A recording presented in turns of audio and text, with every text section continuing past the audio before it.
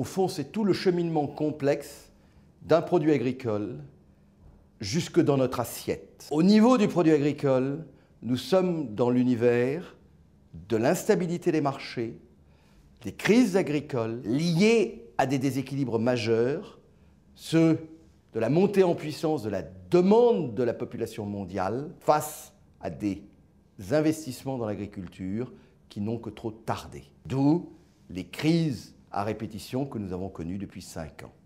Mais au fur et à mesure que le produit s'éloigne de l'exploitation pour aller vers notre assiette, il se transforme. Et le paradoxe, c'est que nous n'avons jamais été aussi loin au fond du monde agricole.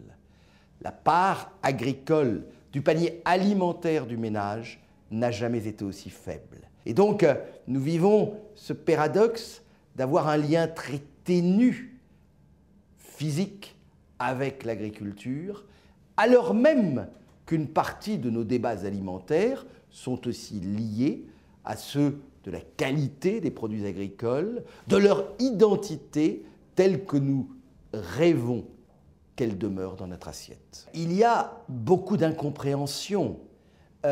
Nous sommes tous des consommateurs, nous sommes tous aussi des spectateurs du monde, donc nous ne comprenons pas l'instabilité du marché et nous y voyons la main d'horribles spéculateurs, première idée reçue. Et puis, nous avons aussi en tant que consommateurs l'idée que autrefois les produits agricoles étaient meilleurs, ce qui est faux. Jamais nous n'avons mieux mangé en termes de sécurité alimentaire, jamais aussi il n'y a eu autant de peurs alimentaires, jamais aussi il n'y a eu autant de débats, à la limite de l'absurdité d'ailleurs, sur l'agriculture biologique, sur les OGM, etc.